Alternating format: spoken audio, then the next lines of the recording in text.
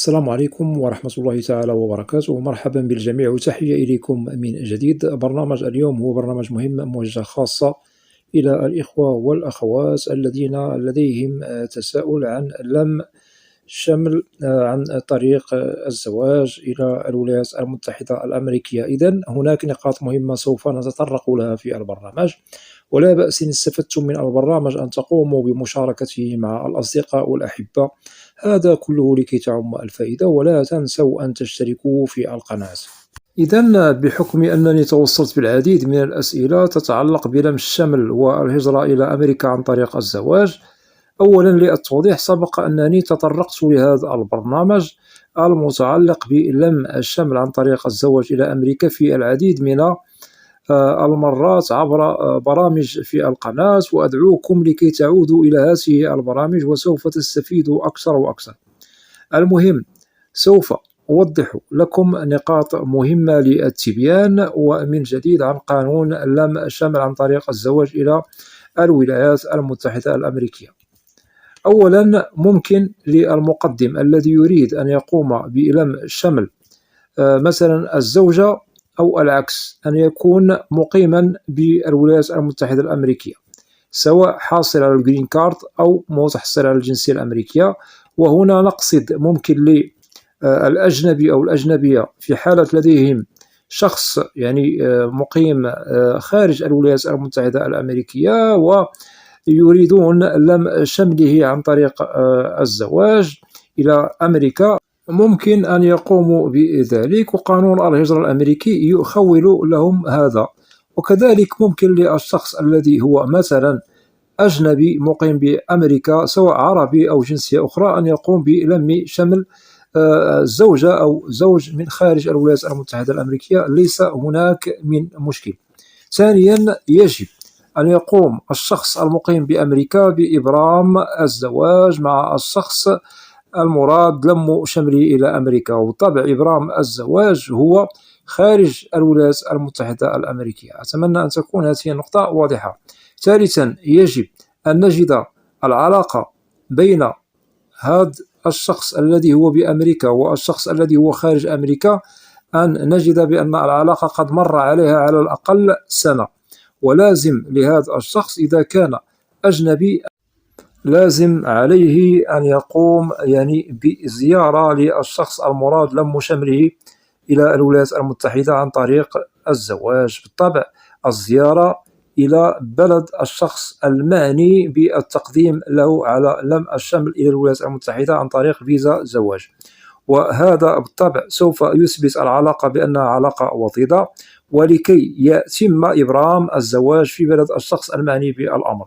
هنا نقصد في حالة أن أجنبية تريد أن تقوم بلم شمل زوجها إلى أمريكا، لازم أن تقوم بزيارة لبلد هذا الشخص. وفي حالة أن العكس، الشخص هو أجنبي، لازم أن يقوم بزيارة زوجته لبلدها الأم أي خارج الولايات المتحدة الأمريكية. رابعا، ننتقل، لازم أن نجد العلاقة ليس بها شوائب. هنا نقصد لازم على العلاقة أن نجدها صادقة، أن نجدها وطيدة، ليس بها من لبس، ليست هي علاقة زواج لأجل الهجرة أي علاقة مصلحة. أتمنى أن تكون هذه النقطة واضحة.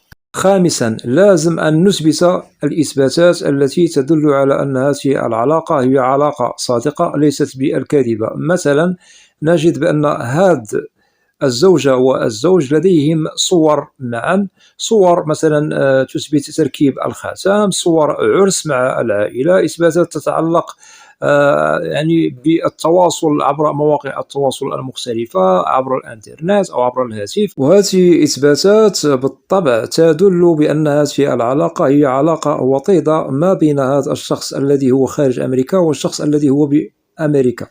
سادسا، لازم أن تتوفر في الشخص الذي هو بأمريكا الشروط والمؤهلات إذا أراد التقديم للم الشمل.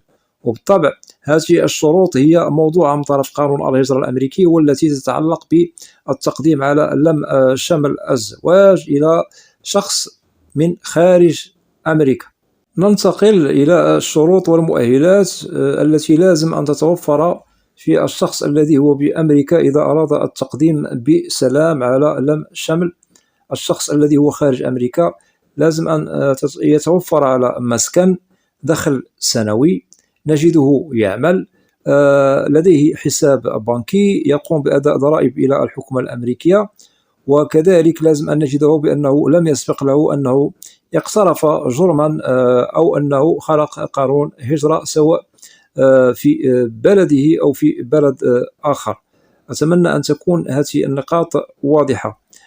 في حالة أن الأمور هي بخير وبالطبع توفرت الشروط مكتملة، قام هذا الأجنبي أو الأجنبية بزيارة للشخص المراد لم شمله إلى الولايات المتحدة بسلام، ثم توفرت الشروط في هذا الشخص الذي هو مقيم بأمريكا على التقديم، وتتوفر فيه الشروط، ممكن أن تقديم الطلب يتم بالولايات المتحدة لكي تتم الإجراءات ويتم قبول الملف لأجل إتمام إجراءات الشخص المعني بالأمر في بلده الأم، ويتحصل على الفيزا بدون عرقلة وبدون مشكل.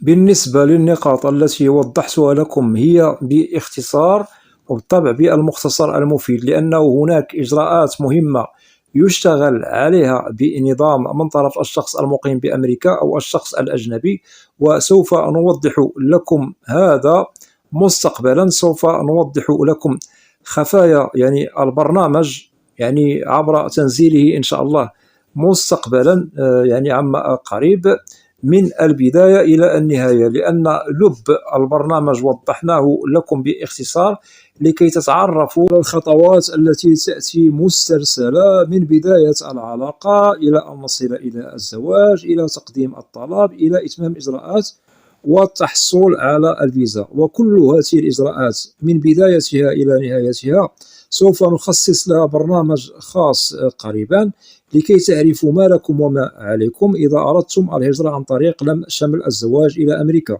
سواء من مهاجر أو مهاجرة مقيمين بالجرين كارد وحاصلين على الجنسية الأمريكية، أو عن طريق الأجنبي أو الأجنبية الذين هم أبناء البلد أي أبناء أمريكا، الذين كذلك يقومون بالتقديم على لم الشمل الزواج سواء للأنثى أو الذكر. وكل هذا إن شاء الله سوف نوضحه لكم قريبا، وأتمنى أن تكونوا في الموعد. وللتذكير بالنسبة للفيزا التي تتعلق بلم شمل الزواج إلى أمريكا تسمى بفيزا CR1، والتي يشتغل عليها بشكل مكثف من طرف دوائر الهجرة بأمريكا. وهذه الفئة أو النوع من فيزا CR1 تمنح بشكل كبير على مستوى العالم، وبالطبع سوف نجد العديد من الإخوة والأخوات بالطبع تتم إجراءاتهم بخير وسلام، ويتحصلون على الفيزا ويدخلون إلى الولايات المتحدة الأمريكية بسلام بدون مشكل. بالطبع لأن المدة التي ممكن أنها نعتبرها كقانون منتظر لازم أن ينتظره الشخص المراد لم شمله عن طريق الزواج إلى أمريكا قد تصل إلى 2.5 كأقصى حد. هناك فرق ما بين الذي هو مقدم عن طريق الجرين كارد والذي هو مقدم عن طريق الجنسية الأمريكية فيما يتعلق بالمدة المنتظرة، ولكن على أي بالنسبة للمدة كأقصى حد هي 2.5.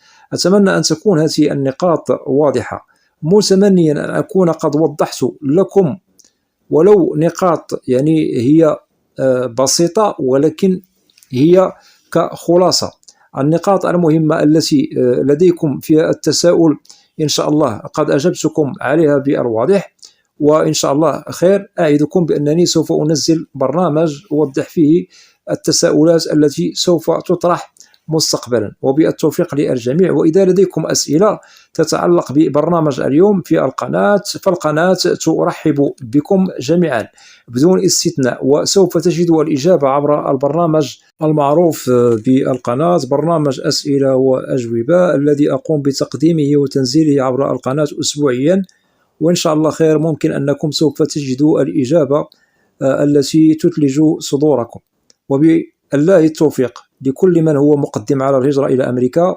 بشكل عام، والله ولي التوفيق. وأتمنى من الإخوة والأخوات الذين لا زالوا لم يشتركوا في القناة، أدعوكم إلى الاشتراك في القناة وتفعيل زر الجرس ليصل إليكم كل جديد. ولا تنسوا أن تدعمونا دائما بلايك لكي نصل إلى أكبر نسبة من المشاهدة. وبالنسبة للقناة محتواها كامل وشامل عن الهجرة والمهاجر إلى الولايات المتحدة الأمريكية بشكل عام وكتعريف. وأسألكم الدعاء، وإلى لقاء قريب بإذن الله، والسلام عليكم ورحمة الله تعالى وبركاته.